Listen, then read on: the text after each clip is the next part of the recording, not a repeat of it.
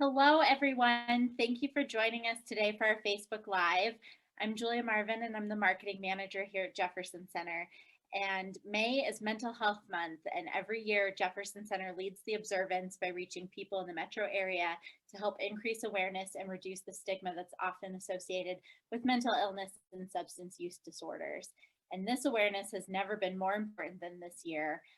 One in every five Americans experiences a mental health disorder each year. However, now nearly everyone has experienced some form of depression, anxiety, or other related problems, really due to the pandemic.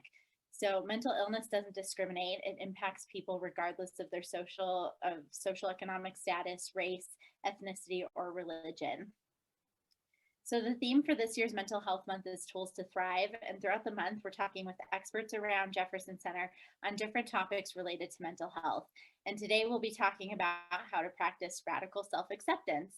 And so I am so excited today to be joined by Megan. Megan is a crisis counselor with our Colorado Spirit team, which provides free and confidential support to the community around mental health and COVID-19 relief. And like I said, this past year has really brought about a lot of uncertainties and a lot of new and unpredictable challenges. And during this extremely challenging time, it can seem hard to accept not only our situations, but also ourselves.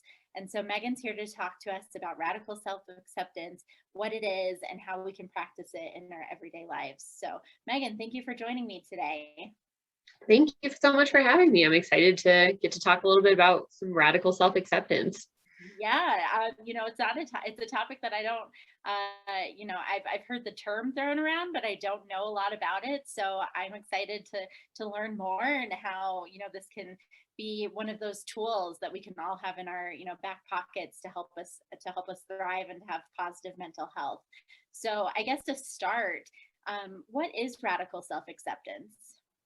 Yeah, so radical self-acceptance in its simplest form is really just the acceptance of our flaws, our weaknesses, insecurities, ourselves, our strengths, our just everything that is who we are as it is, and just accepting um, us as ourselves. And it is when you fight those urges to kind of repress or numb or react or deny, it can be difficult to look at difficulties and challenges and accept that they're hardships. But when you do so, it ultimately opens the door to be able to overcome those challenges in a really resilient manner. Oh, it's interesting. So, can you tell us a little bit about why radical self acceptance is so important? Mhm. Yeah, so radical self acceptance is really what allows us to deal with ourselves and difficult situations realistically. So, if this past year has taught us anything, it's that life is really unpredictable and you never know what challenges or difficulties are going to get thrown your way. By practicing radical self acceptance, we can have tools to help kind of manage those life stresses and hardships with resiliency. It can also help us to live more freely and openly. Through radical self-acceptance, we can let go of a lot of judgments, not only of ourselves, but of other people as well. So by embracing our insecurities and imperfections, we can grow stronger as individuals and as a community. Yeah, I think that's really interesting, especially that, it can be tough to like not judge yourself or, even to judge other people. So, what does radical self-acceptance look like? It really can look like anything as simple as being at the gym and looking at a weight rack and saying, I'm going to pick up the 5 pound today because 10 pounds just feels like a little bit too much. Even if the voice in the back of your head is saying like other people are going to be looking and they're going to say that like you're not picking up enough weight or like you're not trying hard enough. It's pushing that voice aside and saying, I'm doing what I can today and being okay with that. For others, it might be a little bit more obscure, and that can be something that's like this past year has been really extremely hard. I've lost my job, I got sick with COVID, but despite that, I know for a fact that I will come out on the other side stronger and better than I was before, even if that seems impossible. Ultimately, it looks different for each person, but it really is just coming down to radical self acceptance is growth and resilience. That's, those are two really interesting examples. I think uh, it also seems like it can really easily that like we really can kind of judge ourselves a little bit more than we even think. Like the example of the weight rack.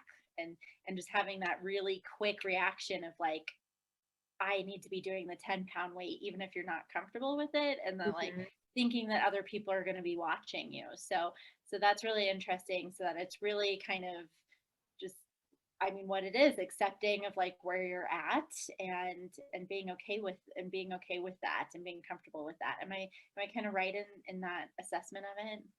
Yeah, it definitely is coming down to being okay with where I am now, being okay with being here now. Mhm. Yeah. And so, what are some ways that people can practice radical self acceptance in their own lives? Mhm.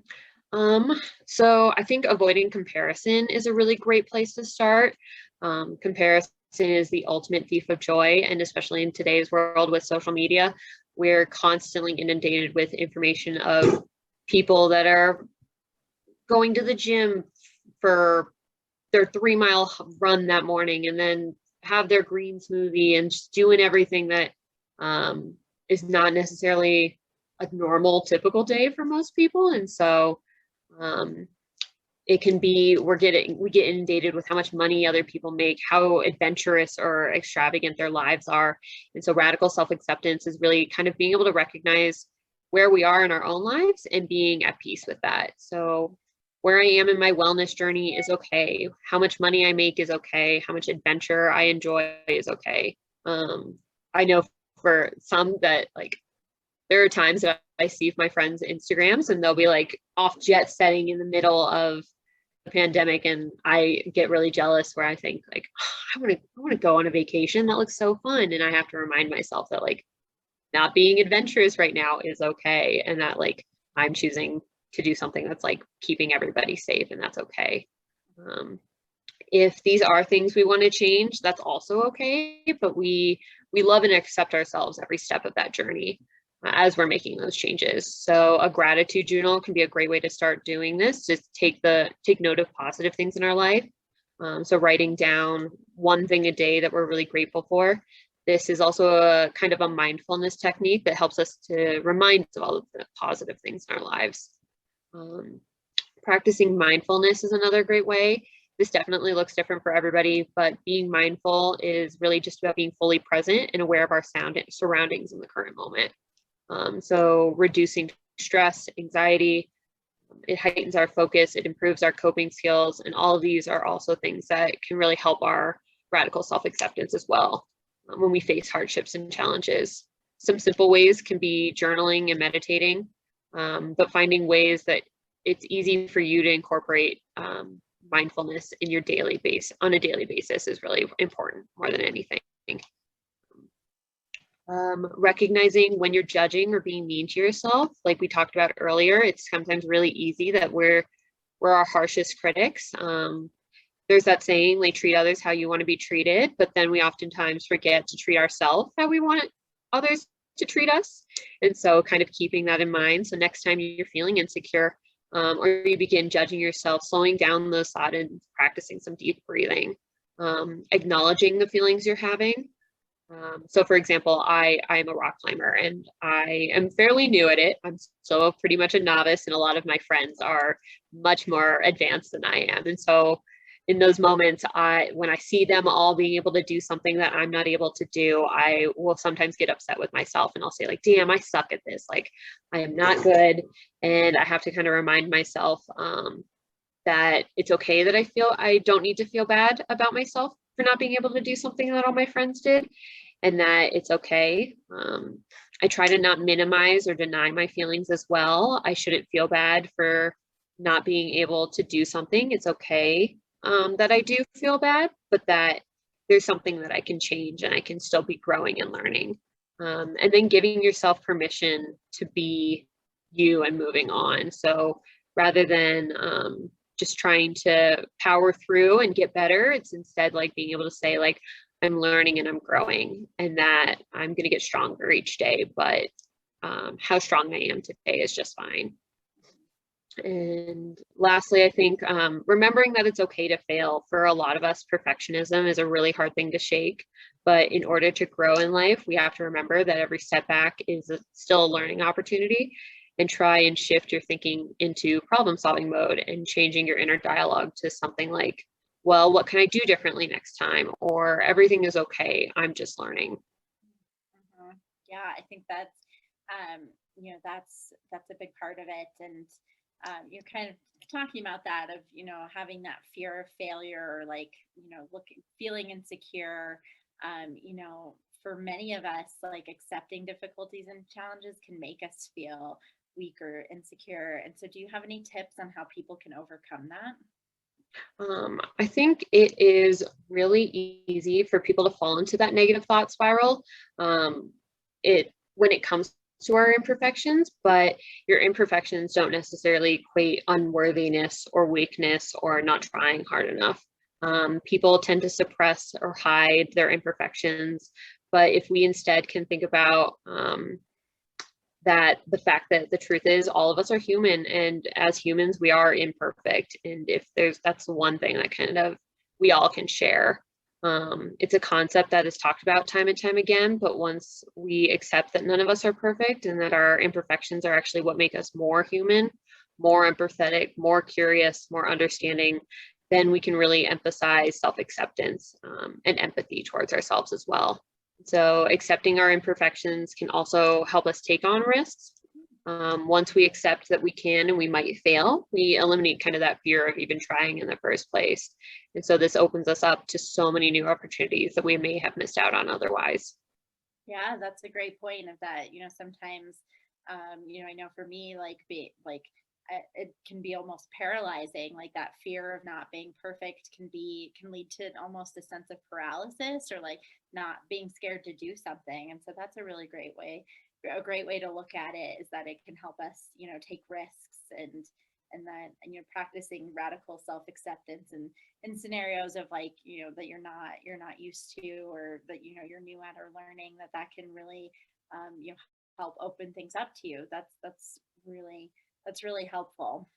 Mm. So, we are getting close to time, and so just to wrap things up, is there anything else that you want people to know about radical self-acceptance?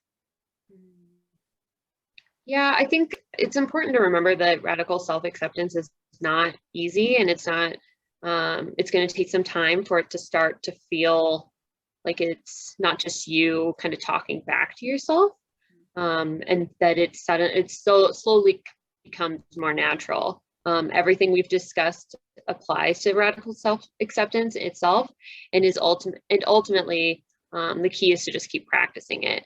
And with practice, it does eventually become easier. We really have to accept that it's an ongoing process, and really one that might never end. And if we accept that truth, then we've kind of already begun that journey of radical self-acceptance and getting to try those new experiences.